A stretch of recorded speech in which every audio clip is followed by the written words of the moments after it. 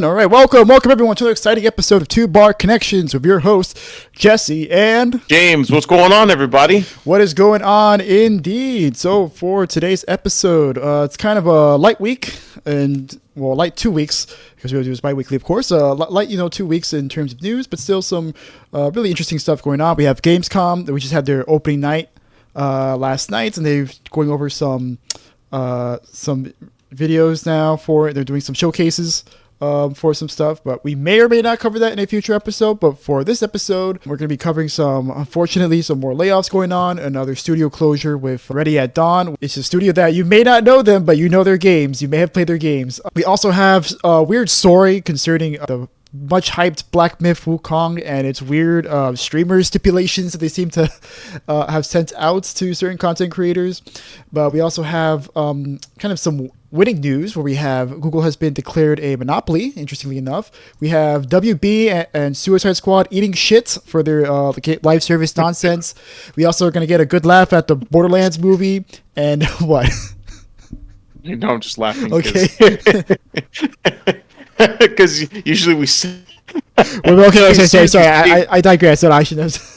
Afterwards, we're going to get a good laugh at the Borderlands movie and how utterly abysmal it is, before topping it up with some really great news concerning Tango Gameworks, who have now been officially saved, which is very unexpected. This is probably the happiest news that could have happened pretty much all year. But before we get into that, how have you been? Well, I've been doing pretty good, dude. Just been working. I already worked my overtime shifts, so now I think I'm good now as far as paying off that credit card debt. Mm-hmm. As far as games that I've been playing, I actually got Black Myth Wukong on day one,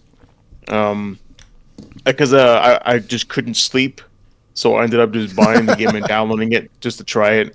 And dude, let me tell you, it's fucking phenomenal. This game's absolutely great. As far as Dark Souls-esque games go, this one has a lot going for it. And for me, it has the dodge mechanic. I think is the one that they really want you to use, as well as all the different spells that are all based off of Sun Wukong's actual transformation from the book Journey to the West, which I think Dragon Ball Z took some inspiration, because in the beginning, there's a scene where he's flying on a cloud, mm-hmm. and I was like, "Hey, isn't that is that Dragon Ball Z reference?" And then I had to remember this game, the Journey to the West came out way before. Yeah, a couple of centuries. Yeah, a couple of centuries before, so I had to retroactively fix that. But dude, it's great. As far as Chinese mythology goes, it's just a phenomenal take on the mythology, and it's actually inspired me to order the book off of Amazon. Oh, cool! Has it come in yet? No. I just ordered it. Okay. Yeah, because I've been playing this honestly nonstop for like 2 days. Okay. I mean, what breaks in between? I stopped to exercise, then I stopped to go grocery shopping. So, but in between, I get like about an hour and a half in of gameplay. But it's really, really, really fun. And the combat, I know you were talking about how the combat is smooth, and it is. It is absolutely smooth, and it's seamless. And yeah, no, I'm surprised you haven't gotten it already. Yeah, the reason why I haven't gotten it is because I was really worried about performance issues. I know that some people have been having some performance issues on their PCs, and I know on the PS5 it has a little bit of a spotty performance at times, no matter what mode you put it on. How's the performance been for you? So I let the game and the computer just assign a quality, because I just wanted to have a smooth experience. And usually I'm usually one for like just maxing out the graphical settings, but I think my computer is starting to reach the age, or at least the graphics card is starting to reach the age, because I notice it automatically set it to high instead of ultra, or in this case the highest setting would be cinematic. And it kind of sucks, because this game is really, really beautiful, and I've actually seen streamers play it on the max settings, and I want that, but I know I can't have that. Yeah, I can't have that. So So there's a lot of spots where you can tell where I forgot what that's called. What's the NVIDIA thing where it takes where it uses artificial intelligence to Oh, like the give you extra DLSS. graphics? Yeah, the DLSS. You can tell where the DLSS comes into to compensate for it. And I know that it's supposed to be revolutionary, but for me, like I can tell that it's just like something is not right graphically, but I just kind of overlook it because there really isn't a lot of moments where that stuff happens.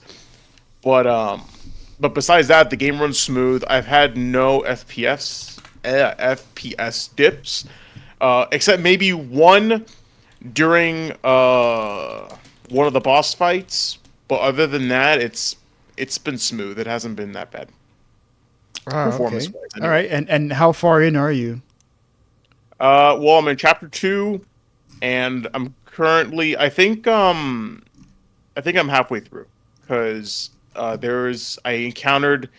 It's funny because I thought I was going off the beaten path because I like to explore all of the avenues before I reach the main boss, Hmm. and the and then I found one of the big bosses by accident, and I was like, "Oh shit, no, no, no, no!"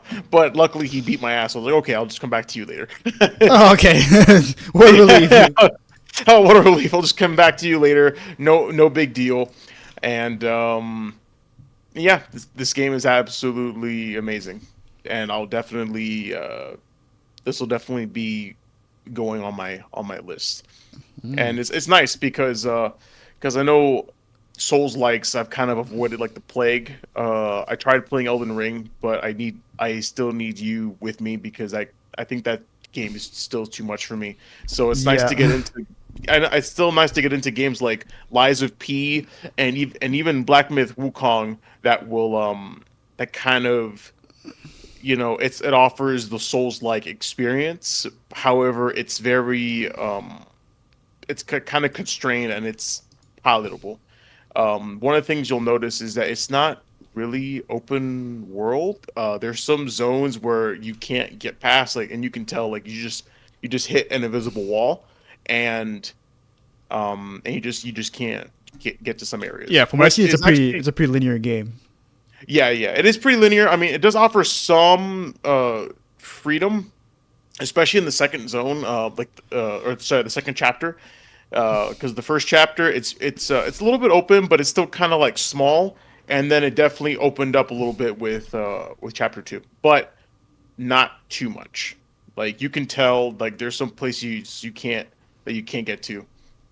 Um, but then sometime, but with the boss fight that I encountered, this guy literally hit me and I fell off a bridge. Oh, okay. So I that kind of surprised me. I was like, "Oh, don't worry, I can't fall off this bridge. This game has boundaries." And then I fell, and I was like, "Where's my boundary? That was your boundary. The Where's my boundaries no. boundary?" The boundaries believe this bridge.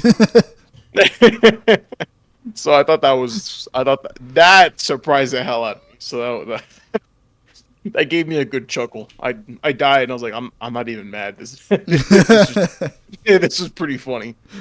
Okay, so Um, it's uh huh. Oh, continue. I'm sorry.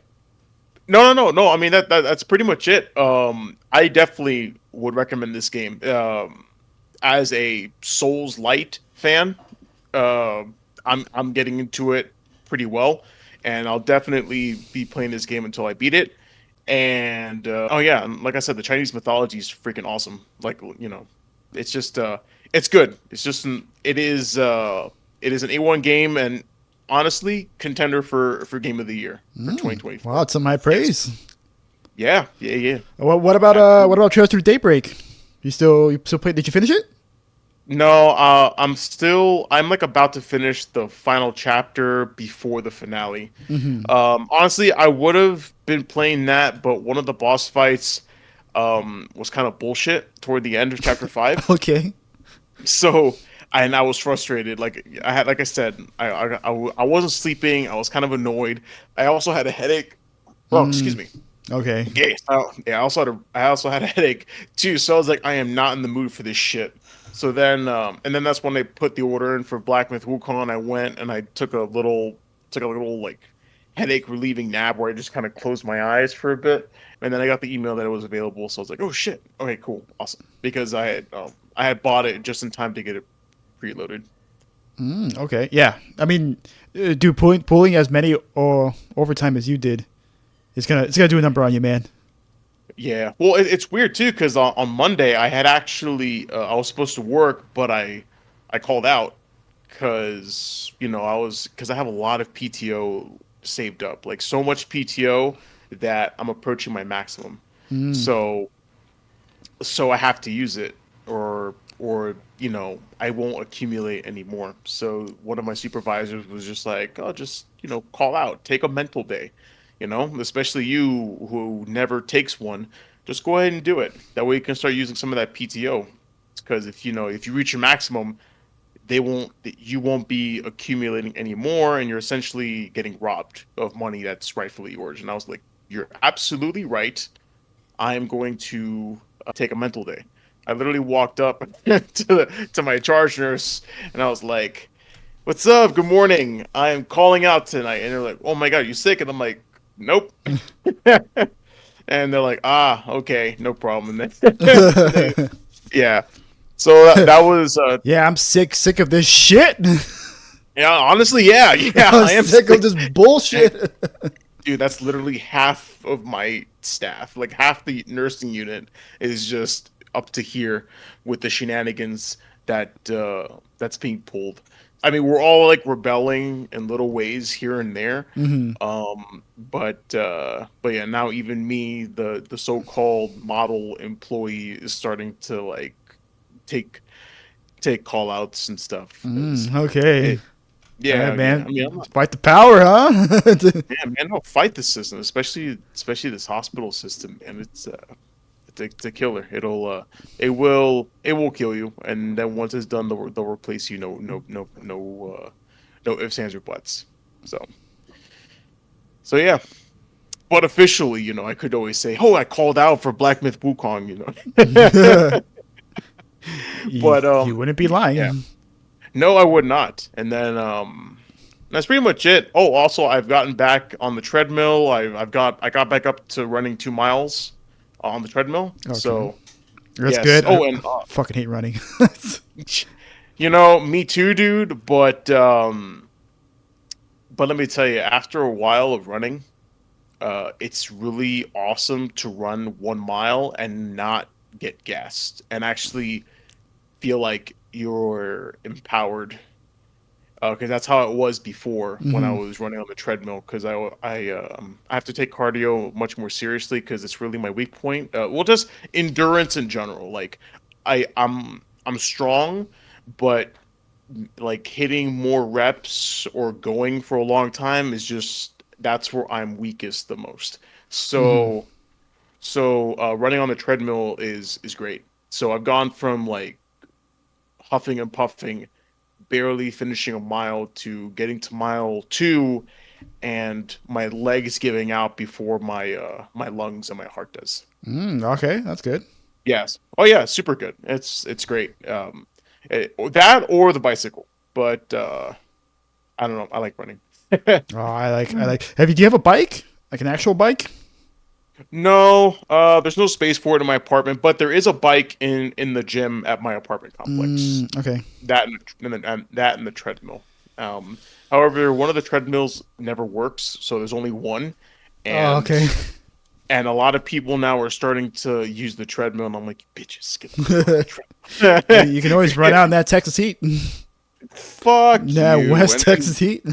Hell no, bro. That plus the fact that my apartment's on a hill, if running around the block will literally be like this, running on hills, and I'm not built for that. No, no. That's the I'm next built step. for flat. I'm built for flat. No, man.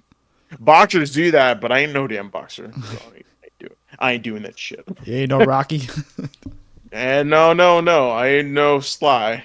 Ain't no Rocky. But what about you, man? How have you been? Yeah. So these past few weeks, well, first I saw Alien Romulus. Oh, how'd that go? It was a pretty good movie. I enjoyed it. It's for the most part a fun movie, but and they couldn't help themselves for the last like 20 minutes where it was just callback after callback after callback after callback. They were like, all right, you like all that new shit we did? All right, now we're gonna so it's nostalgia. We're gonna fucking just dump that bucket of this all over this last 20, 30 minutes of this movie. And it's funny because I saw Alien the night before. So like I saw, the original one.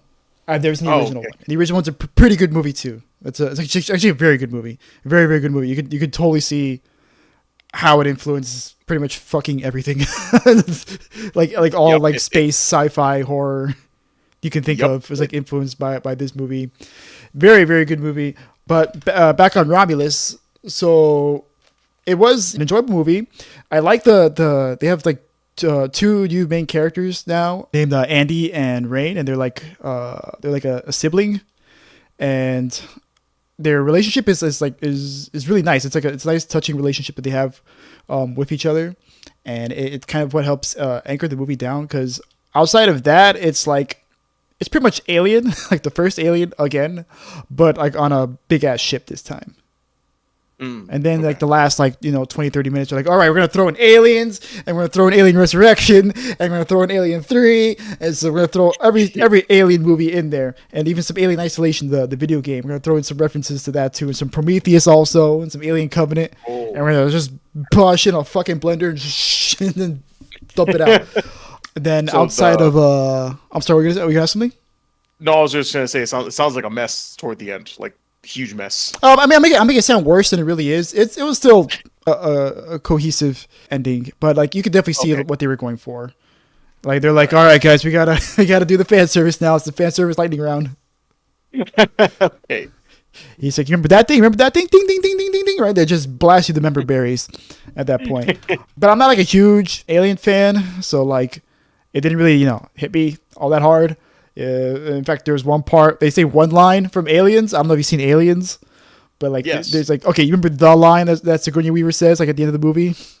Yeah, like the line. Okay, well they throw the line, and it's the most forced fucking line I've ever heard in my life. It's just like, wow, really, you guys? Okay, that was the worst part of the member berries callback, and that was really the most egregious example of it. There's other ones too, but like I said, I don't really know too much about Aliens. Like Alien was pretty fresh in my head, so like all the Alien 1 references were pretty fresh, but like Prometheus I kind of like blocked out of my mind. I never saw Covenant because everyone said it was crap. And of course Aliens, right? Like they definitely had some callbacks to Aliens, like some shots were like ripped straight from Aliens. And then of course they gotta get the guns and they gotta go shoot some bugs, and, right? Gotta go ham on the Aliens. Yeah, absolutely. I've never seen Prometheus or any Alien Covenant because they just told me not to bother. So yeah, so I would say you're okay missing it out on it. But you saw Aliens? Did you see Alien? The original. Yeah, of course, the original Alien. Yeah, dude, I grew up on all that stuff. Okay, but there's Alien and then Aliens. Plural. Yeah, Aliens with Bill Paxton. Oh, okay. So you saw that one, but then Alien singular. Did you see that one? Yeah, the original one. Oh, okay. Just take a shit. Yeah, Aliens, I amazing movie. Alien, very, very good movie. Yeah, I just haven't seen honestly anything past Aliens, like Alien 3, the one where spoiler alert, I guess. Spoiler alert to a fucking 30, 40-year-old movie. That's the one where she dies, right? Isn't that the one that was directed by David Fincher? Yeah, and he had a shit time directing it too. yeah, because he was a relatively new director. He did mostly music videos at that time, so the studio just kind of like bullied him around, and they were already like desperate to get the movie out because they had so many development problems in the early stages, because they had like one script that was written by William Gibson, who was a very famous sci-fi author. I actually read one of his books for college. I forgot which one it was, but I didn't really like it that much. But he's like a really, really good writer. He wrote like a script where they like meet space communists or whatever, like in some kind of mall, and then they want to like use the alien for like some kind of revolution or some shit. And then that got rejected by the studio, but it was actually made into an audio drama actually pretty recently. And it actually had, what's his name? Hicks, the actor's name, Michael Biehn. There you go. It had Michael Biehn, and it had Lance Hendricks in the audio drama. Because it was going to focus mainly on them, and Sigourney Weaver was going to take like a backseat. And then there's going to be a follow-up movie, a fourth movie, where they were going to fight the aliens like on Earth. Oh, like the aliens were going to invade Earth, and then they were going to have to like fight them off. It was going to be this big, huge, epic battle. But like the studio was like, no, we don't really want to do that. So then took that away. They went through another script. They went through like 4 or 5 different versions before they finally got to the version that they finally landed on. And they got David Fincher to get on. They pretty much just bullied David Fincher to doing whatever they wanted, because they just want the movie out at that point. They're like, fuck it, this thing's been like in development for like 8 years. We just want a movie. Yeah. It's funny you bring that up because I was just watching a video on Constantine, and the director of that movie also spent the majority of the time doing music videos for like Britney Spears and NSYNC and shit. And then I don't know, out of nowhere, but he lands the job of directing Constantine. So it's just funny how you told me that David Fincher was directing music videos, and now I was just watching a video on that. Oh, okay. What channel did you see it on?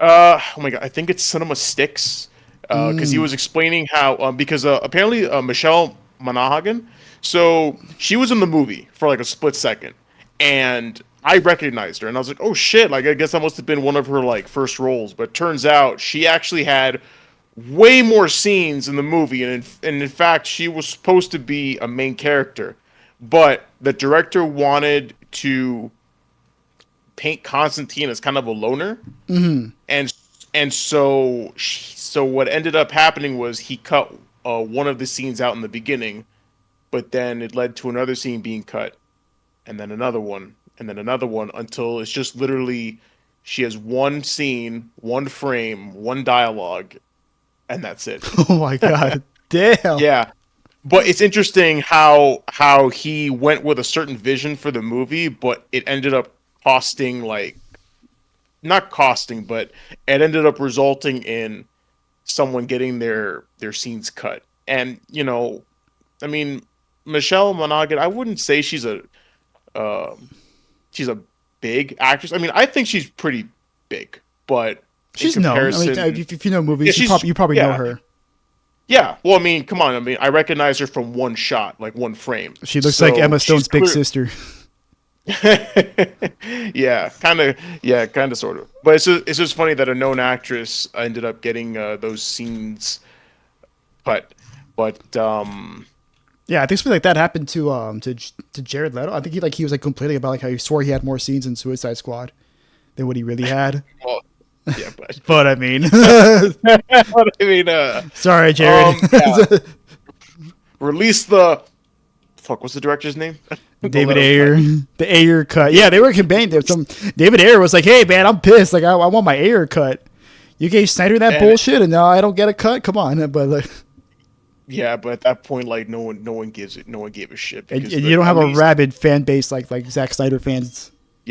But Zack Snyder has kind of like been outed now, because now he made movies the way, like, he made those Rebel Moon movies, and now everyone's just like, what the fuck? Yeah, he has no excuse at that point. It's like, no, bro, this is your vision, okay? And your vision is bullshit.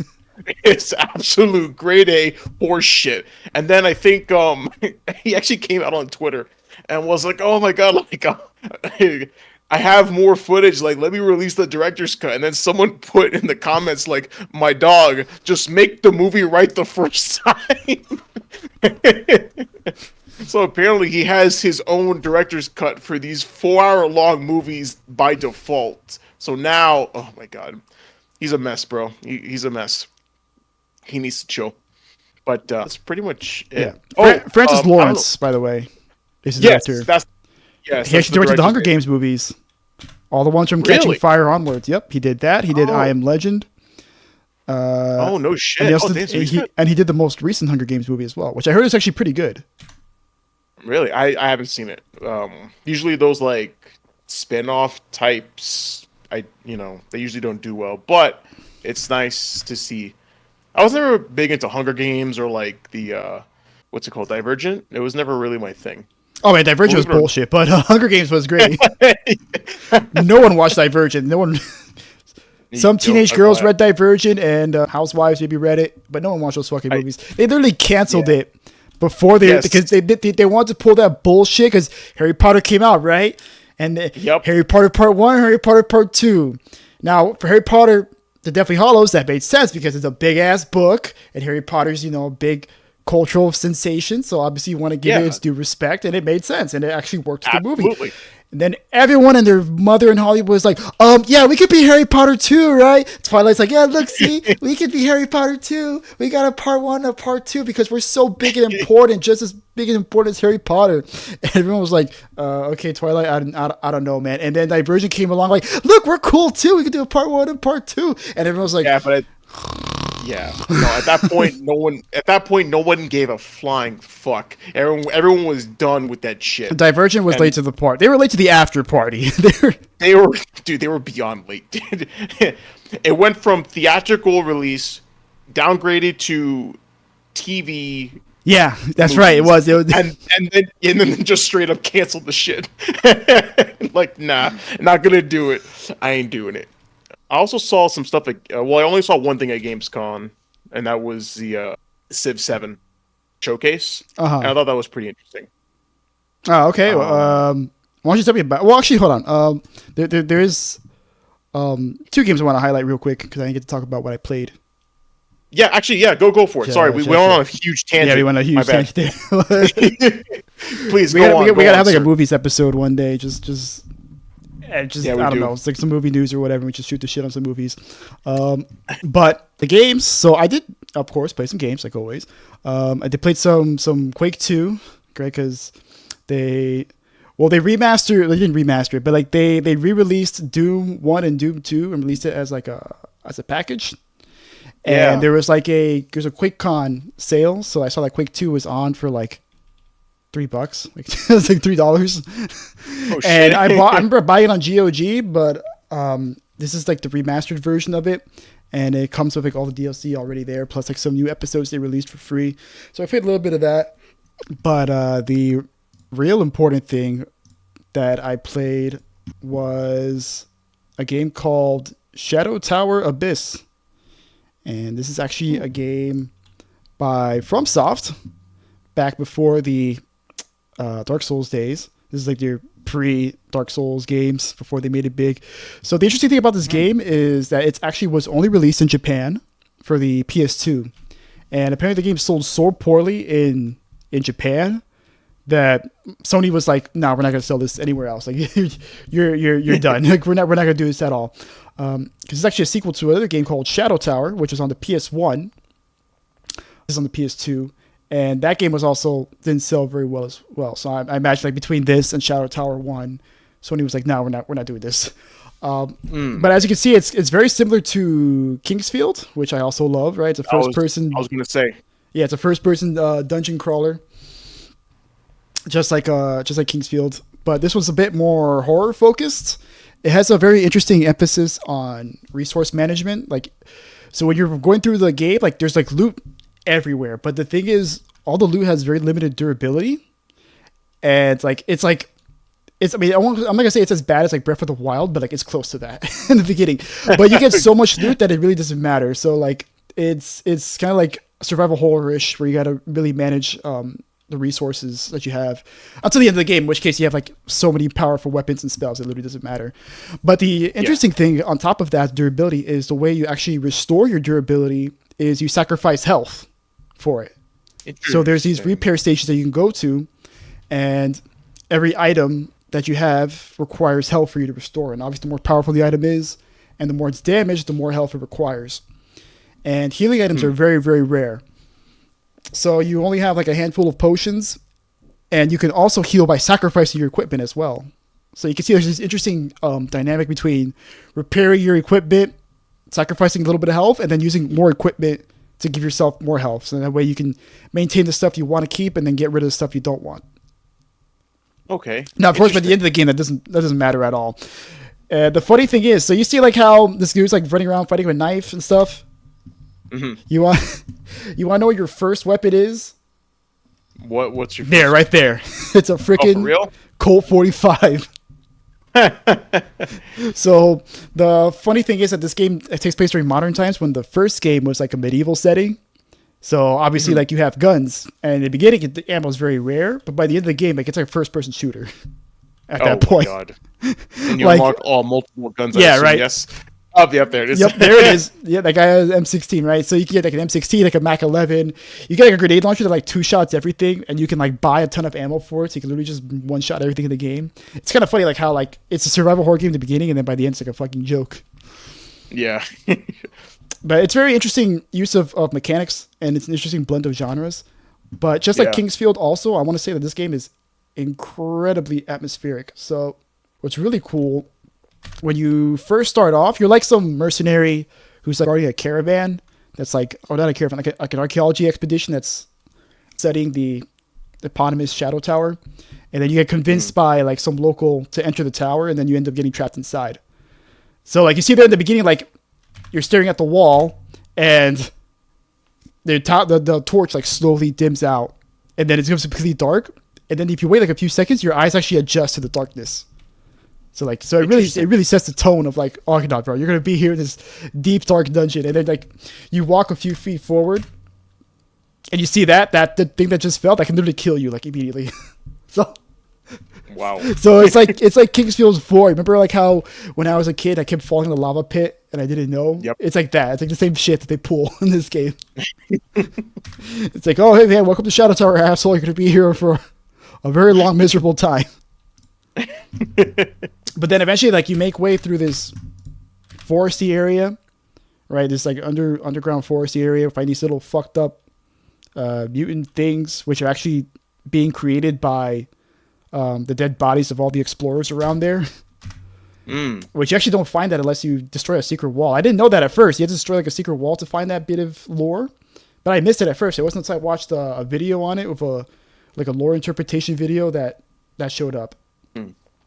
Now the cool thing is, when you get past all that, you get to this really cool part where you meet like this reptile dude, Mr. Reptile Dude here, and he takes you down like this canal or this underground, like underground canal.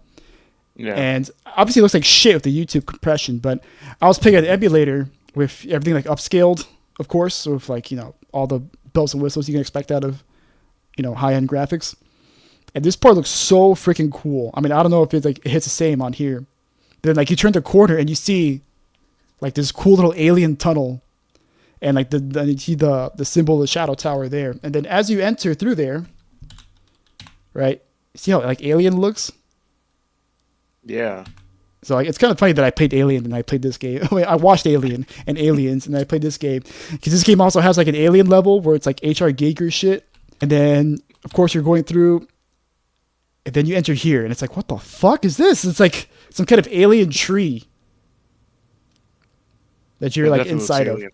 Yeah, and you can hear. I mean, I don't have the sound playing on, but you can hear like and you see like a laser like shooting down into like the darkness below. And then eventually, like, of course, you walk through, and then you see, like these lit up rooms with the reptiles doing something. You don't really know what they're doing, but they give you like some lore exposition.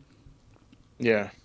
And to see all this in first person, it's really cool. And to see this with high end graphics and stuff. Although I imagine, even at the time with the PS2, it probably looked really really cool. So overall, really cool game. It's really cool to be able to play something like that's hasn't really been discovered. It's like you have like some kind of hidden treasure because it only came out in Japan, and even in Japan it sold like shit. Like it sold like less than 50,000 copies. Holy crap, that is pretty low.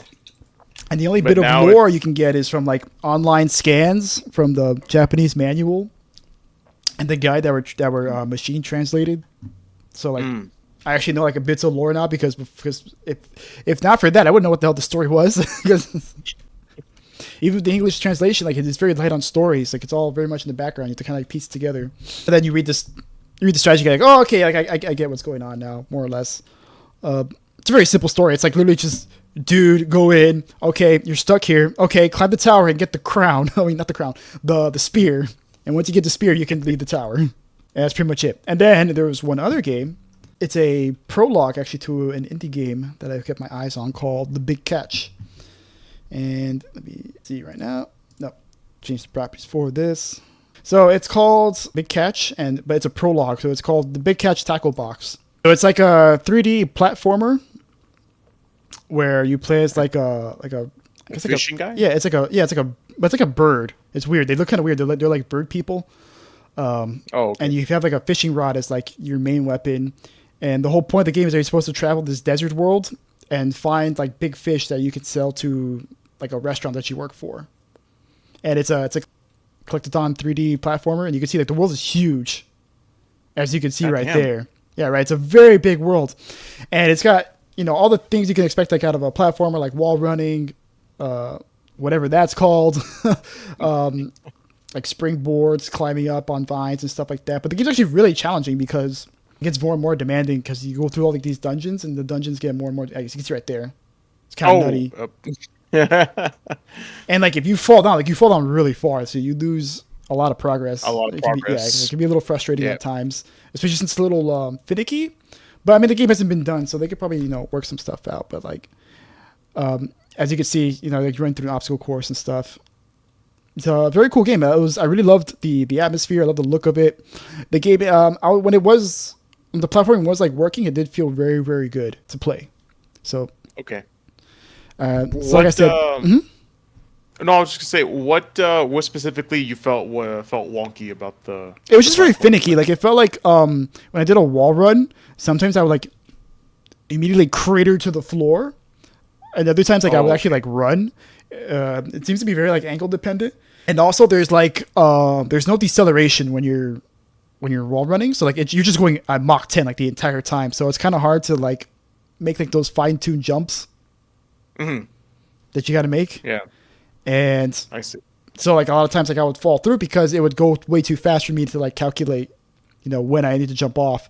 Because like in Prince of Persia, when you do the run, right? Like this is the wall. This is like he runs and then he stops, like he slows down and then he like stops. Like more or less where it's gonna end.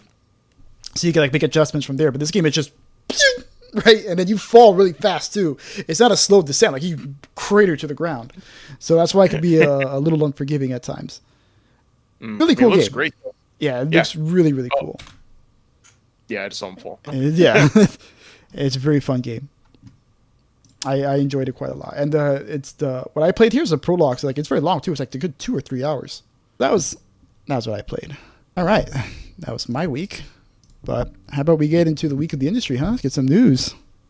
Yeah, let's do it.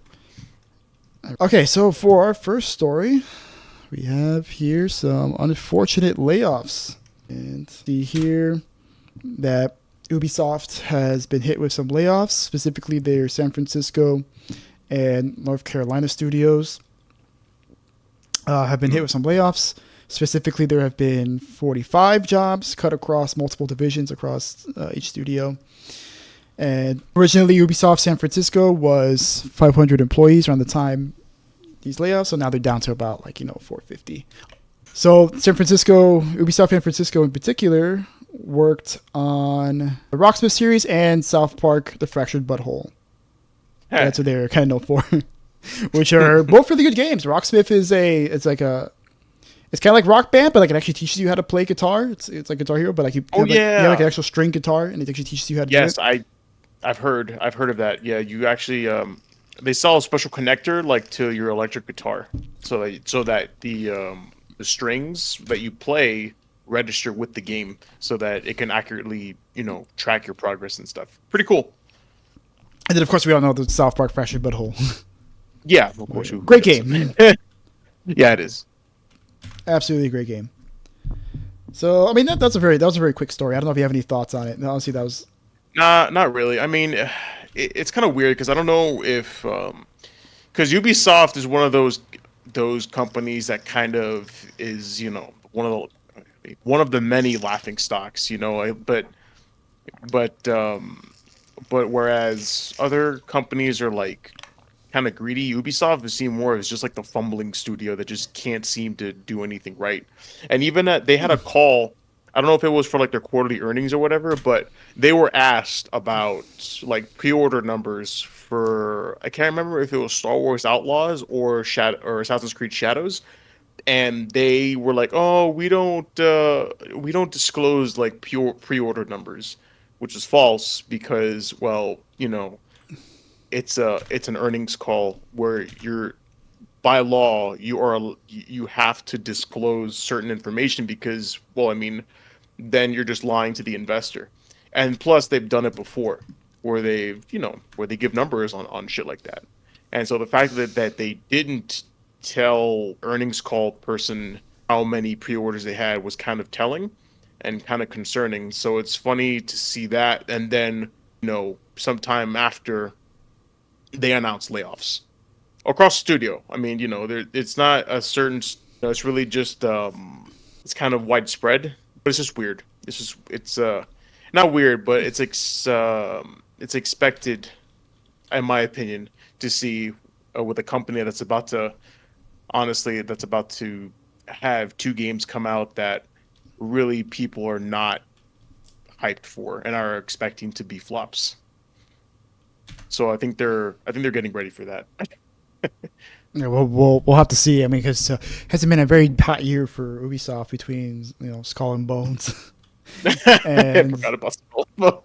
Actually, yeah. I mean, they have Skull and Bones, but they did release Prince of Persia in January, which is a very good game. But unfortunately, it seems like a lot of people forgot about it, which kind of what happens a lot with January games. But apparently, it's a great game. It's just people kind of forgot about it because it came out in January. It's on PC though. They did release it on PC recently. It's actually on sale. The only problem is that it requires that Ubisoft bullshit that you play. Yeah, no thanks. No, thank you. So I may just settle for getting it on console. So Yeah, I honestly, won't down you play. Yeah, dude, me neither.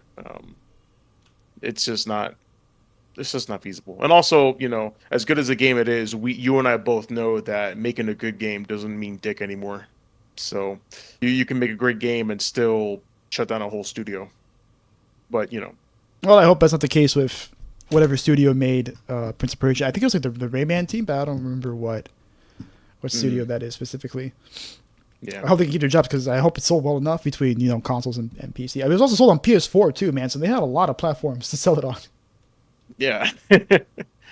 It's a well-beloved game, so I just hope it sells well enough to justify, numbers go up, all that shit.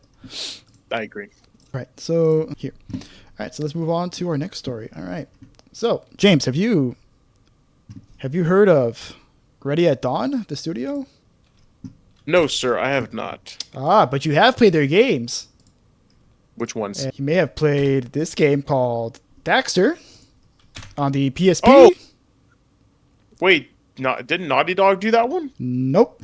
And I don't know if you've played. You probably did not play this, but I did play this, and that is God of War, Chain of Olympus, which is also on the PSP. Ooh. There's also, of course, Okami for the Wii port specifically, not the actual game itself.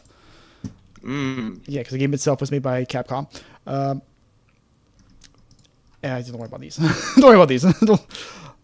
But these three were those games? Don't worry. But these three particular games may be childhood staples, depending on how old you are, because two of them were on the PSP, and one of them was on the Wii, and all three of them were great games, and they were made by a studio called Ready at Dawn. And unfortunately, Ready at Dawn is no longer with us anymore, as they have been finally shut down after 20 years. Damn. And this is a studio that was actually formed by a bunch of former Naughty Dog and Blizzard employees. And they were formed around 2003, and they worked on some PSP games, right, like Daxter and like God of War.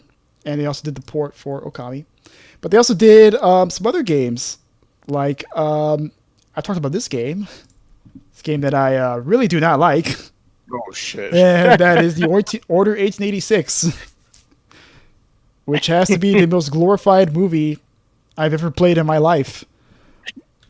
But to this game's credit, it is absolutely gorgeous. It's like look at it, dude. This is a PS4 game. This came out 10 years ago. Look how good it looks.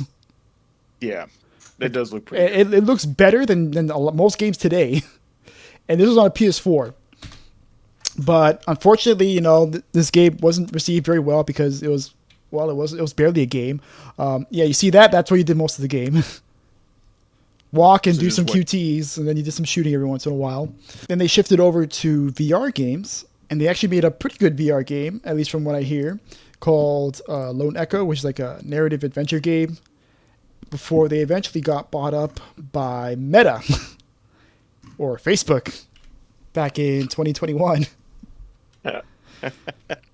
So unfortunately, they have now felt the zuck, as I like to say, because the Oculus has continued to be an absolute money sink, and it seems that now a good studio like Ready at Dawn, like say what you will about Ocean 86, right?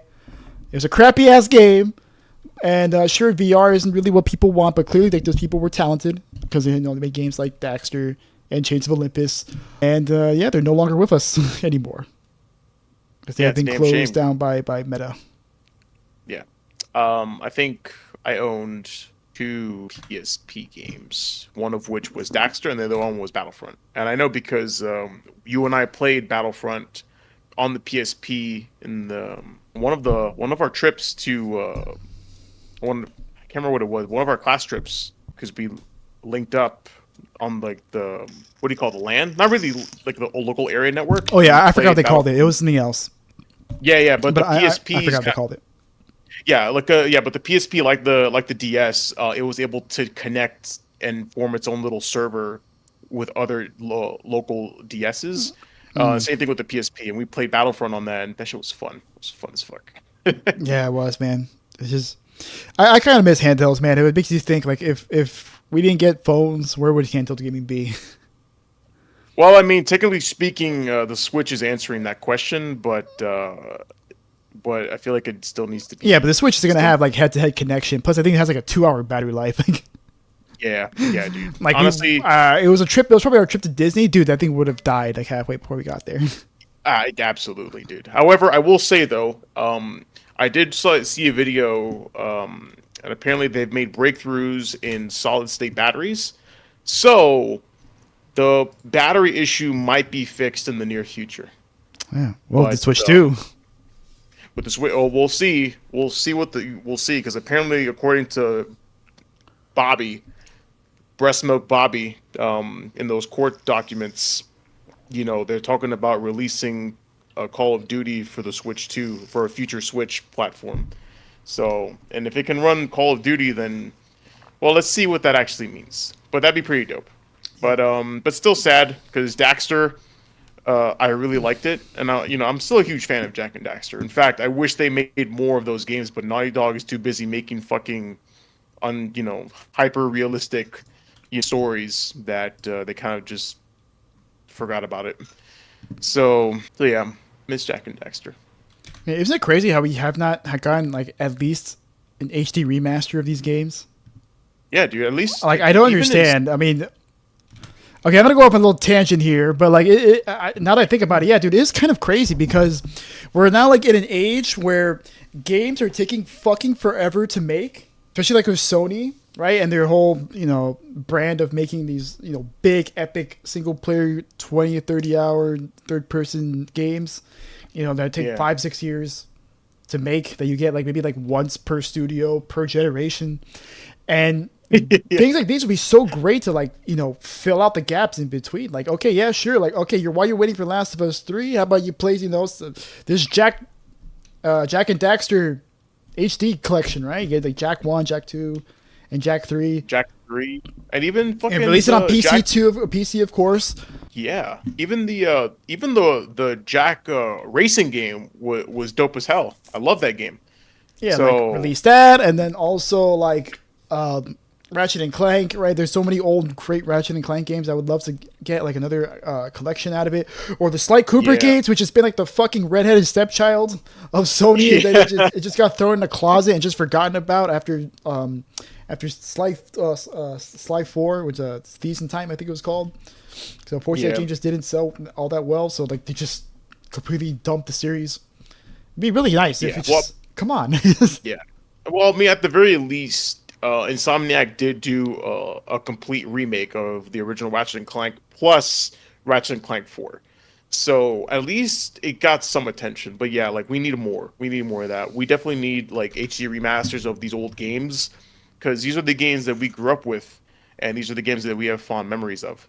But of course, Naughty Dog won't do that. And in fact, actually, I think all the people that gave a shit about and all that crap, they're long gone. Now, Naughty Dog is Neil Druckmann's studio, and he's all about The Last of Us and hyperrealism and shit. Yeah, I hope it's like Druck. what do you think? Will we get a Bloodborne remaster before or after? Dude, we're literally getting everything but a Bloodborne like PC port. Bloodborne PC. Dude, people are pissed. Like people are so upset because at least all the Souls fans, you included, everyone's pissed. Yeah, dude.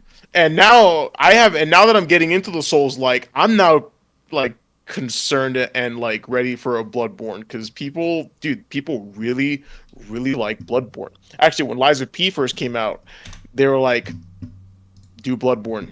It's possible for PC. Do it. This game did it. Why can't you?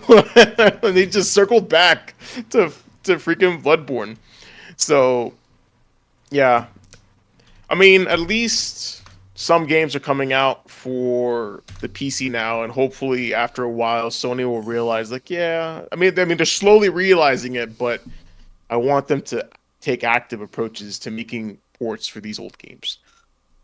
Especially on PC, because you'll make so much money. I guarantee you guys, you'll make so much money if you release these on PC. Yes, dude. Fucking dude, the Kingdom Hearts collection on Steam, day one. And don't do Epic Game exclusive. No, don't do that. Like Kingdom Hearts did. And guess what? I waited all that time. I waited. It finally came out on Steam at a discount.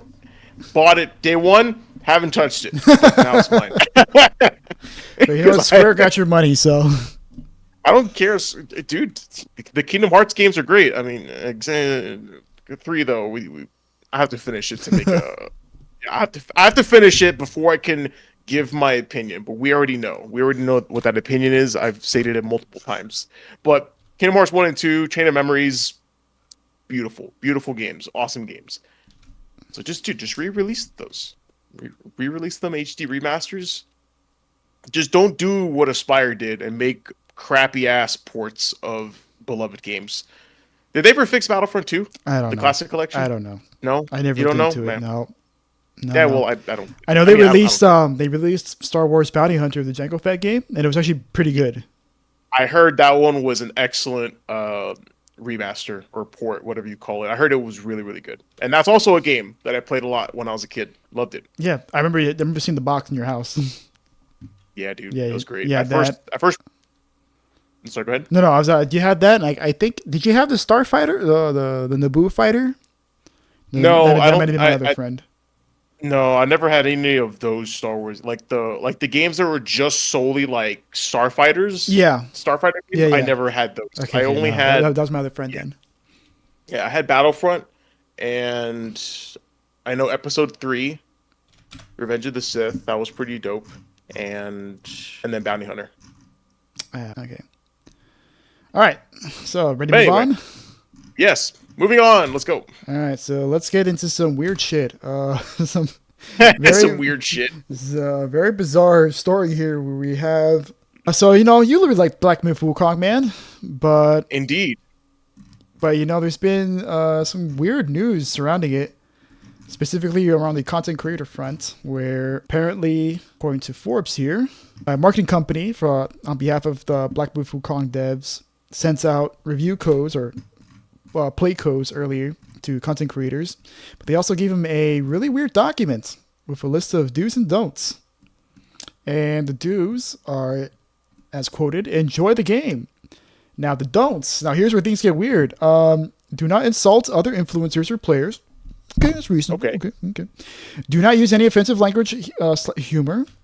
Fine. Okay. Do not include politics, violence, nudity, feminist propaganda, fetishization, and other content that instigates negative discourse. Okay, sure. I guess. Do not use trigger words such as quarantine or isolation or COVID-19. Do not discuss content related to China's game industry, policies, opinions, or news. Okay, what the fuck? Yeah, no, you know exactly what this is. Let's not play around. All right. This is the game. What is this?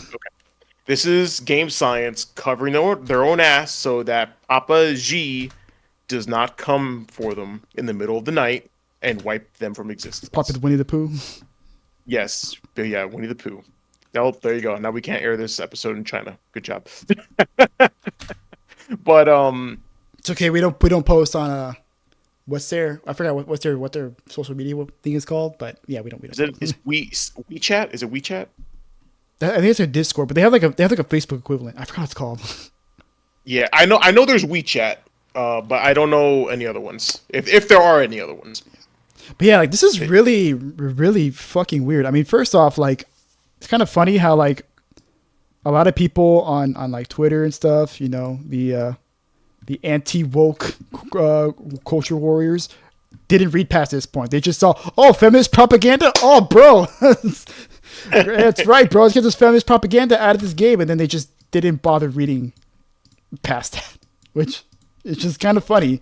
Because you know that if this instead said, yeah, do not include right wing propaganda or do not include discussions of DEI, you know these people will be frothing at the fucking mouth. Well, to be fair, the DEI people did the developers kind of dirty, and so And do not include discussions of Sweet Baby Inc. Oh my god! Sweet Baby Well, it's Inc. has funny- infiltrated the industry. well, it's funny. What will we because, do? I think Sweet Baby actually tried to talk with these people, but that hasn't been confirmed. But Nah, whatever. I do not engage in culture warrior discourse. now the one where it says fetishization Fetishization? is funny because I think they're poking fun at the fucking Hey. furry community. Exactly. They're like, We see do you not fucking furries. do not lewd Wukong. See this? Do not Do lewd not- him. Do not. I swear to God, if I go on e621.com and I see so much as an eyebrow of this motherfucker on there, Oh my god. more GG Pink will have a word to say with you. Oh my lord. I thought that was funny. They're like, oh, please do not lewd our Chinese mythology characters, please. They're a fundamental part of Chinese mythology and a part of our culture. Please do not loot it. But yeah. Now, as far as the quarantine and COVID-19, well, I mean, that makes sense, dude. You know, COVID was a big deal, especially its origins. So Yeah. I mean, that's really all I'm gonna say about that. But Because like anyone else would be like, why the fuck is this even a thing? Like, well, oh yeah, Well- it's a Chinese studio. Oh, okay, that makes sense. yeah, dude, yeah, it makes perfect sense when you put it into the context that this is a Chinese game studio, so they are absolutely beholden to certain requests. Yeah, let's say that requests of the Chinese government. Oh yeah, and then of So- course, don't say anything bad about China. No, that's what this one is pretty much. Right? Do not discuss content related to China's game industry policies, opinions, or news. Just don't even talk about China unless it's good things. Just don't talk about China. China, good. Okay, you don't say anything. Do not discuss. Actually, there was a streamer. He didn't get a review code, so he was not beholden to this request. And in his stream, he just had a picture of Winnie the Pooh and like a whole bunch of other crap, like just going on 24/7 while his game was paused. And yeah, but it was fine because he didn't receive a review code, so he wasn't like breaching any sort of contract since he bought the game himself. But I just thought it was funny. But Damn. oh, careful, you good? Okay. You good, Chiefy? Just drank too fast. All right. So let's. Damn. All right, so let's go. Wow, let's go with some happy news, dude. Something to put a smile on your face. Sure thing. Let's do We it. got we got we got we got a rare win. Gotta that's a mouth. That's a tongue twister right there. A rare win against big tech because now officially Google, at least according to the U.S. court system, is a monopoly and has been recently declared a monopoly by U.S. District Judge Amit Mehta, and has to do with monopoly concerning search engines. So they've been deemed to have a illegal monopoly over the search engine market, I guess you could say. And there's here that I think there's some percentage breakdowns on there where I think Google had like 80% or something like that, or like 90% of like searches, like all searches done across all browsers, like 90 something percent.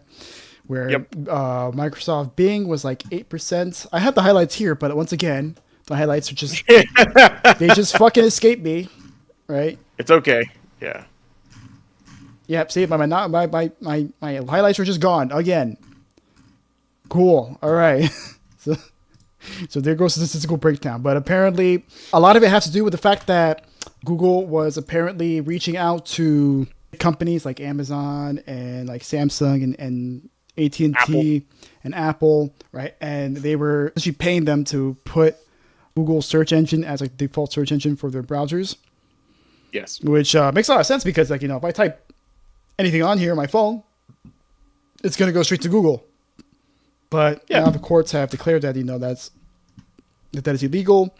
And they haven't gotten to the phase where they are going to do some remedies yet. But I imagine that's going to be on the table where they're going to say, hey, no, you can't do that anymore. You can't pay like these huge ass fees for this kind of stuff. Yeah, because they're essentially they're buying up like the search rights, I guess you would say, with other browsers, and yeah, that is 100% monopoly behavior. Now, the question would be, how far would they go in breaking it up? Because if you are found to be a monopoly, it's not like a fine you pay. You will have to, break up. Well, I mean, it's a case-by-case basis, so it's going to be a while from now because apparently the appeals process can take upwards of 5 years. And for a fact Google's going to appeal the shit out of this. So, yeah. So it's going to be a long time before we get to the remedy stage where then they will propose some solutions to, break up the monopoly because it won't be... I mean, it could be like, hey, you need to, sell off these companies and they need to branch off and do their own thing. Or it could be something like, okay, well, you just can't do this thing anymore where you set it to default and then you also have to pay some fines on top of it. It could be any range of those things. Any other thoughts? I mean, no, I just hope that,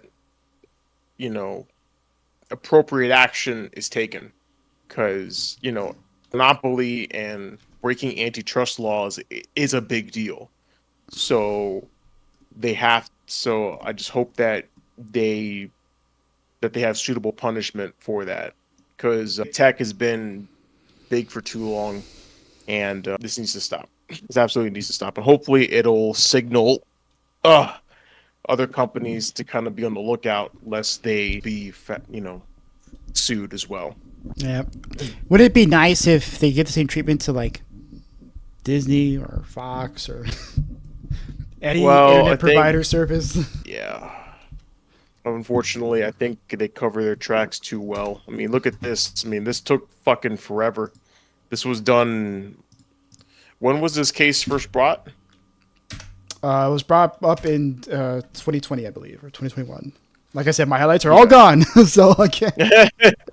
Yeah, well, this case has been going on for a bit, and now it's, now it's settled. And now we have to wait longer for something to actually be done about it. So, hopefully...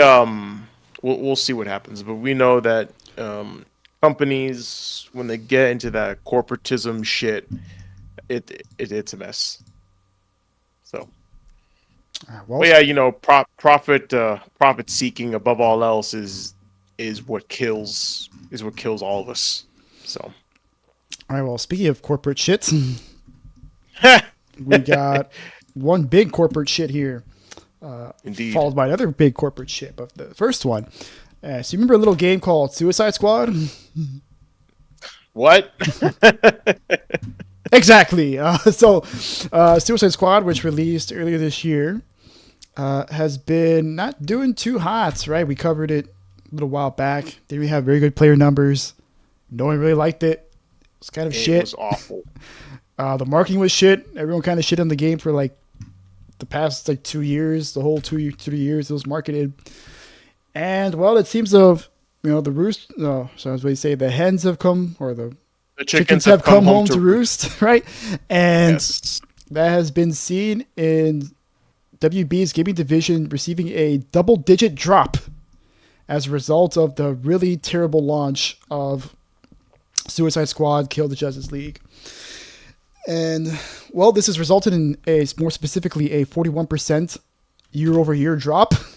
41, right? 41, almost half compared to last year. And this comes fresh off of the strong sales of Hogwarts Legacy, which sold 22 million copies last year alone. And No words. yeah, No and words. this has all resulted in them losing $200 million in impairment charges, which for those of you who don't know, an impairment charge is like in a reevaluation, like a reduction in value, where you reevaluate yourself and you find that it's actually less. So like they thought they were going to get 200 million more than what they thought.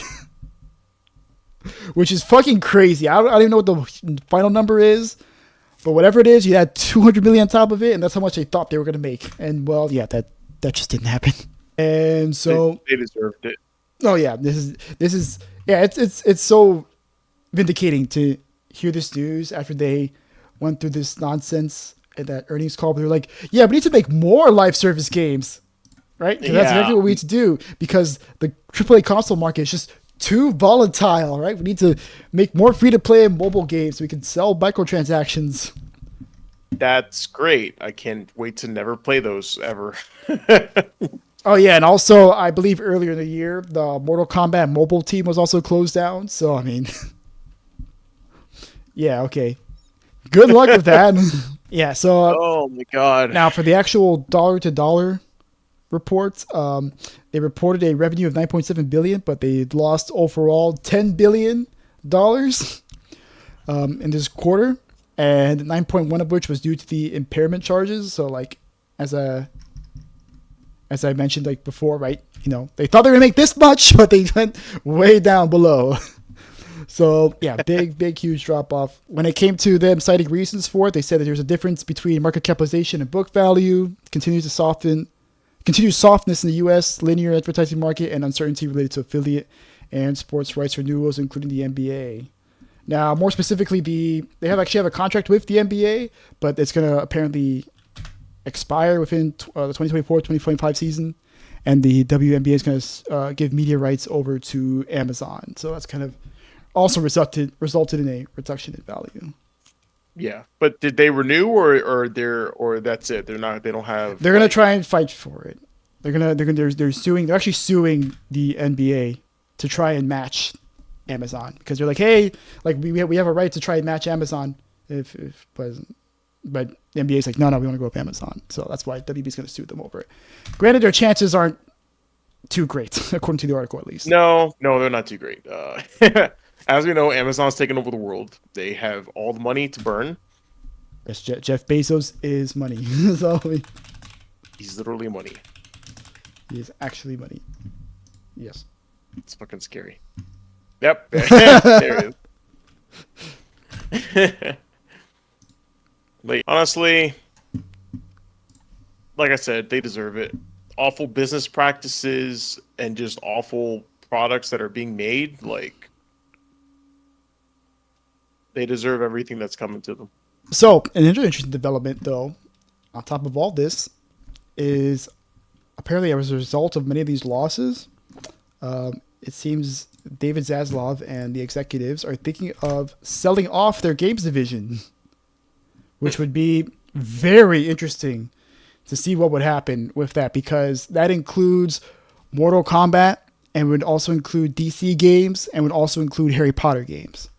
So like all these studios that make, like Batman games and Mortal Kombat games and Harry Potter games, like they would all be sold off to others, studios and companies. So it'd be very interesting to see how that would develop. And the reason why they would want to sell them off as the way they can avoid a nuclear option, which I guess means like mass layoffs and cost reductions and stuff like that.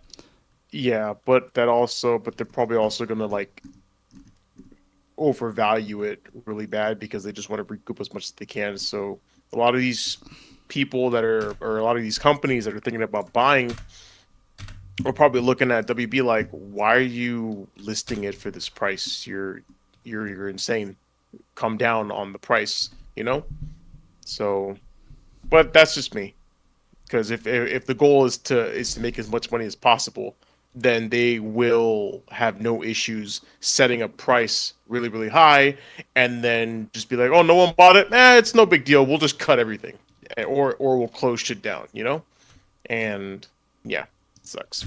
So yeah, it'll definitely be interesting to see how this develops. If they do get sold off, these gaming divisions do get sold off, I hope they get sold to places that'll treat them right. Because they make good games, right? Like, who wouldn't want a studio that can make Harry Potter games for them and Mortal Kombat games for them? Yeah, absolutely. Like, Mortal Kombat's a household name, and so is Harry Potter, right? We just got the Harry Potter game of our dreams. Yeah, with Hogwarts Legacy, and of course, you bet your ass you're probably working on a sequel right now, considering it sold like 20-something million copies. Indeed, I still have to finish that game. He hasn't finished a lot of games. But so we talked about corporate shit number 1. Let's talk about corporate shit number 2. Even bigger corporate shit number 2. This is funny as fuck. Yeah, this is really funny. So I saw Alien Romulus this weekend, and that was a good movie. And it actually made a good chunk of money. It actually showed up number 1 at the box office. But you know what didn't make a lot of money was the new Borderlands movie. Oh boy! So we have here the initial weekend debut of Borderlands movie, where it made a whopping $8 million for its weekend at number 4 of 5, right, of the top 5, and that is against a 100 million, or I'm sorry, it was like, I think it was like 140 million after like marketing and stuff, $140 million budget. And then in the second week, we have Borderlands dropping all the way down to number 10. And it is now currently at a whopping $21 million as of this recording. This is not only a bomb, but a catastrophic bomb. This is a disaster. Absolute disaster. And then on top of all that, we also have the critical reviews, which is not very good. It actually debuted at a whopping 0%, which is an achievement even in and of itself. It eventually managed to build itself up to a 3%. And then I believe it was at around a 10% as of right now on Rotten Tomatoes. So obviously not doing too well. But the funniest thing is the response to all this. Like, to start off, we have people on Twitter, making memes about how really shitty this movie is. Opera GX, man. Yeah, but when you have a web browser dunking on your movie, you know it's bad. Yeah, well, I mean, Opera GX has been taking the Wendy's approach to marketing, which is making mean tweets, but they've okay. But they've been posting some bangers. Yeah, it was just let's find somewhere empty. And of course, the classic. Yeah. Ooh, worse than Madam Web? Yeah, that's just people have been saying it's worse than Madam Web because Madam Web is at least funny to watch. At how bad it is. It's entertaining because of how bad it is, and people are saying the Borderlands is just straight up bad, not even an entertaining way. Yeah, this is another movie called Harold and the Purple Crayon that apparently came out with Zachary Levi that was released with marketing. Yeah, I heard about it too, but I don't know much. I don't know anything about it. And you also have Gearbox CEO Randy Pitchford huffing the biggest amounts of copium and throwing Twitter tantrums. So this is his response to a lot of the criticisms of the movie. So what you're saying is, you like what my friends and I do with our Borderlands video games even more than you like what some of the biggest and best cast and crew of filmmakers on the planet have done. I'm super flattered. We're working extra hard for you on what's next. Okay. Yeah. You huff that copium, Randy. I love how he also throws the filmmakers under the bus. Even though he's listed, I think as a producer. Yeah, On but this. honestly, it's funny because after the movie's awful reception, he essentially used it to announce Borderlands 4. Played not so subtle With hint there because he said hard 4 and hard he 4. wrote it out like FOUR instead of FOR. Yeah, exactly. I think he's already like officially. I think it's already been officially announced. Yeah, and lo and behold, it got announced on Gamescom opening night. It was the first trailer they showed. Oh, there you go. It's just it's funny because they thought like it would be like the movie would be to revitalize interest in Borderlands, and it did not work out that way at all. No, sir. No, no, no. Well, Borderlands 3 actually did see a spike in player numbers, so I guess it did a job, sort of. Yeah, I guess so. It's still. And then you also have Randy having a Twitter beef with Paul Tassi, the Forbes reporter for the games. It's actually a really good reporter. And Paul Tassi was like, "Yeah, well, that was really weird. Why did you block me?" Because Paul Tassi released a review, pretty much saying, "Yeah, the movie sucked." But literally everyone said the movie sucked. But for some reason, Randy just singled out Paul Tassi, and then he just released a bunch of passive-aggressive tweets. I don't have them all here because I can't be bothered to find them, but it was just really funny to see. And then, of course, you have the Take-Two CEO, Strauss Zelnick, in a quote given to IGN saying, "Let's give the film a chance. A lot of people worked really hard on it. The underlying intellectual property is phenomenal. The cast is amazing." Yeah, okay. I think the look and feel is truly terrific, so let's see what audiences have to say. But to answer your question, no, the performance of the film wouldn't have a financial impact on us or on the franchise one way or another. Yeah, kind of funny when he says the cast is terrific when we got Cate Blanchett playing a character who's literally like half her age. That, to me, though, fucking Kevin Hart as Roland, though, is the most mismatched out of all of them. I mean, they're all pretty mismatched, but he takes the cake. Yeah, and Jamie Lee Curtis also playing a character who's like half her age. And then you have Kevin Hart playing Roland. For those who don't know who Roland is, this is Roland. So his character is actually supposed to be like the serious guy. He's not supposed to make any jokes. And that's when like he does make a joke, it's like that all the more impactful because that's not like his thing. So to have Kevin Hart, which I'm sure he's probably caught like cracking wise and cracking jokes like every 2 seconds, because that's his thing. Well, actually, they say he plays it straight for the most part. Really? Yeah, they say he plays it straight for the most part. I mean, he's actually been trying to paint himself as like a leading man, because he did have like one movie where he played like a thief. He was it's like a heist movie. But man, like after Kevin Hart's been, built a brand off being the little funny guy. So it's kind of hard to take him seriously in a role like this when he's built his brand pretty much of being short and funny. Yeah, dude. And especially when you look at the original character and then you look at him, it's like, so like what? Did you just cast him because he's, like why?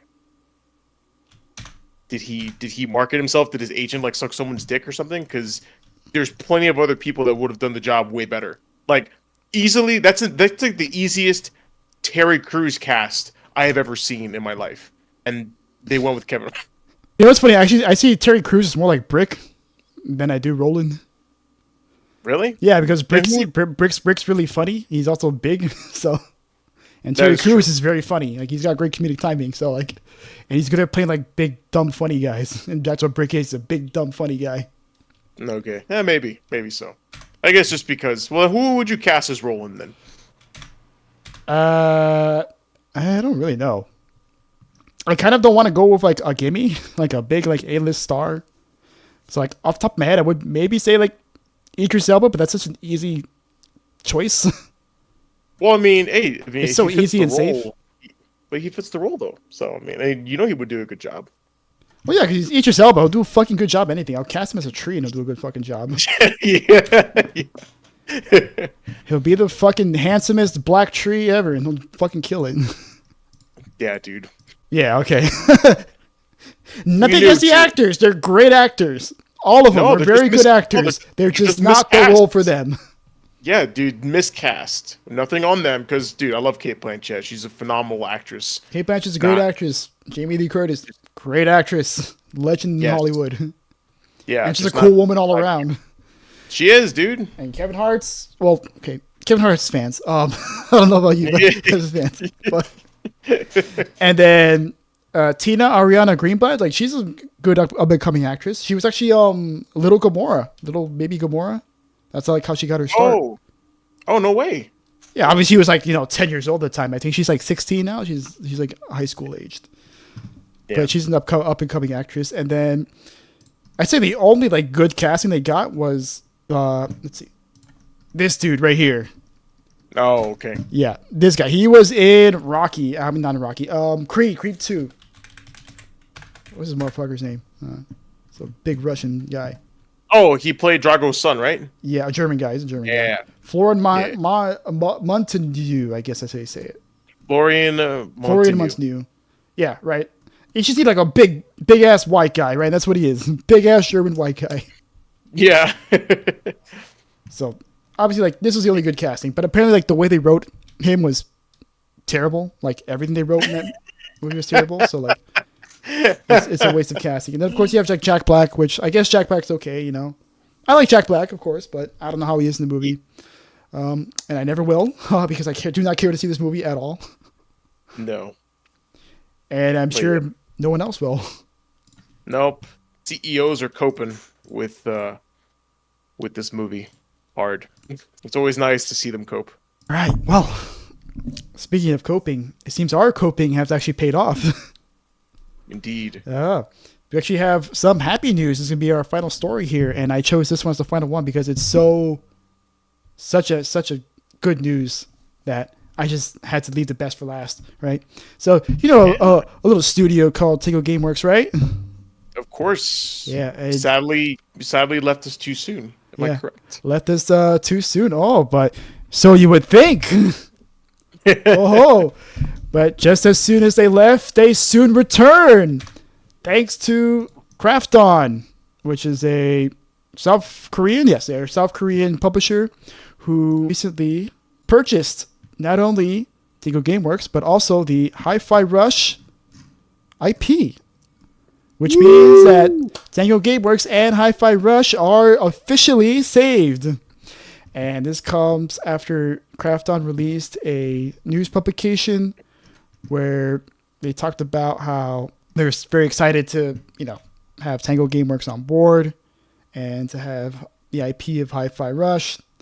But they also said that there will also be no impact on the existing game catalog of the Evil Fin 2, Ghostwire Tokyo, and the original Hi-Fi Rush games, which means we could potentially get new entries for all these games. Indeed, which is great news. It's excellent news. Hi-Fi Rush is an excellent game. I encourage everyone to go out and buy it. This is now there is one caveat to this though, and that is only around 50 of the 100 staff got moved over to Krafton. So half of them essentially, which makes sense given how probably many of them found jobs elsewhere, or maybe just left the industry altogether because why the fuck would you want to work in that industry after what happened? Yeah, I probably wouldn't want to be honest. If I was a Tango Gameworks worker, I'd be like, fuck this shit. Nothing that does matters. I'm just gonna lose my job. I'm gonna go work IT. At least I'll keep my job and maybe I'll make some good money instead. Yeah, of course. Yeah, but it's nice to see though that some people that were originally a part of Tango Gameworks are moving over to their new studios because they know this game better, or these games better than anybody, and so hopefully they can be the leaders for the teams making these games under the Krafton banner, and honestly maybe some new people can bring some fresh ideas for these sequels. Yeah, but it's kind of hard to prove on perfection. Well, I really hope they bring back John Johannes, who was the creative director of Hi-Fi Rush and Evil Within 2, which is a game considered to be better than Evil Within 1. So I really hope, of all the people, they bring him back. I agree. Because I hope he hasn't moved on too soon. Yeah, no, me neither. Because you could tell Hi-Fi Rush was like his it was his passion. It was his love. It was his love. It was like his baby, and he did a phenomenal job with it. And did he write it too? I They had think so. someone. Yeah, he helped write it. Yeah, he helped write So it. yeah, Actually, part of the reason why the game is so funny is because of him, and also a yeah, Morton Brunbjerg. you Yeah, run beard. Brunbjerg. Yeah, that's a weird name, Brunbjerg. I guess how you say it. Yeah, well, he wrote and directed it, and well, I remember the story that you had that we covered a while back. He, a lot of the jokes, like 90% of them, were him. So, Well, I don't know about guys, that. They didn't really discuss anything about like what the you split sure? is. Yeah, no, I don't remember them discussing any of that stuff. But he did write it, so like he's part of the reason why it was so damn funny, along with this Morton Brunbjerg guy. So I hope they bring him back to help write if they decide to do a Hi-Fi Rush 2, which they probably will now at this point. I can't imagine Well, them I mean, not doing it. people are expecting it at this point. Like, now I'm waiting for that trailer at next year's GameCon or like 2 years Oh, from okay, now. yeah, okay. It's not gonna be next year. I wouldn't three even say years two from now. years. Yeah, maybe 3 years 3 years from now, we'll get the trailer that the game comes out 2 years later. So 5 years in total. before it gets delayed another 6 months. Well, you know what, dude? It won't happen. It'll exist. It'll exist, and it'll exist beautifully, bigly. What would you want in a sequel? Well, honestly, everything's kind of fine the way it is. Really, at this point, I don't even know how you would innovate. I mean, add more instruments, but I don't know. Yeah, that's what I was mainly thinking. Like, add some new weapons that he could use, that Chai can use, because it was actually entirely just a guitar. That was the only thing you could Yeah, fight with. And then of yeah. course you But had then like your buddies as well that you can call in. It'd also be kind of cool if maybe you could play as other characters as well. that'd be cool. Like maybe Yeah, you can give them all like their own instruments, and then like maybe you can switch. Maybe you can do like some Genshin Impact shit where like you can switch characters on the fly. That'd be kind of cool because they kind of did that all.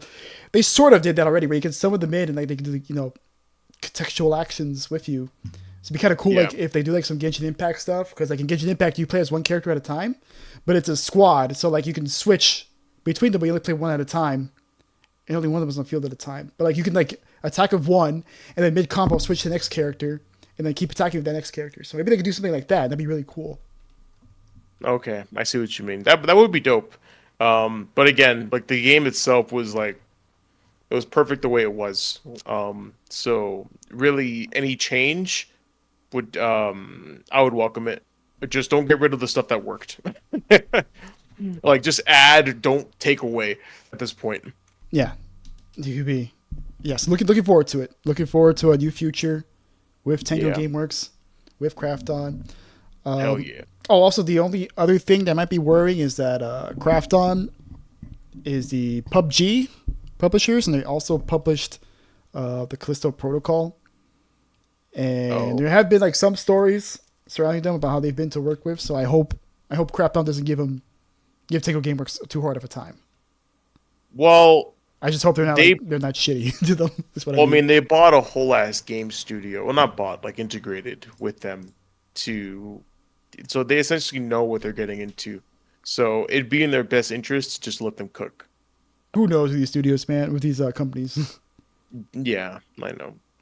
Honestly, I think I mean, they were unknown, and this project literally flew under the radar, which I think is why they were able to avoid, Microsoft's meddling or, Bethesda or ZeniMax's meddling.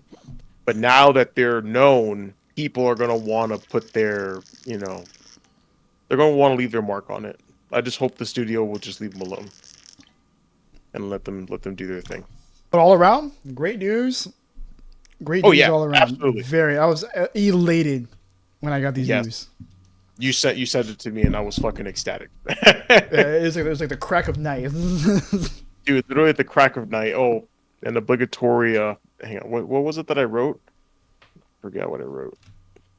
All right. Let's see. Fuck Fuck, what you, did I Phil. write? That's what you wrote. That's what I wrote. Yeah, fuck you. Yeah, fuck you. And you know what? Yeah, Yeah. Fuck you, Phil. Fuck you, Matt Booty. that's it. Matt Booty's. Well, I was like, there's a second man. Fuck that. There was Fuck a that second. lady too. I don't remember her name, but fuck her too. Oh yeah, dude. Literally. Oh my god. I don't remember her name, but fuck you too, lady. Uh, Yeah, well, with all that said, you want to sign us off? absolutely, my man. Thank you so much, guys, for watching this episode of Two Bar Connection. We really appreciate you guys giving us a listen. Please subscribe to the channel and leave a like down the video if you enjoyed the content. And also, please leave comments below on any stories that you want us to cover. And our main avenue of availability is YouTube, but we're also available on Apple Podcasts, Amazon Music, and Spotify as well. And thank you very much. Yeah, so thank you once again. Good morning, good afternoon, good evening, wherever you are. Peace. Bye, everybody.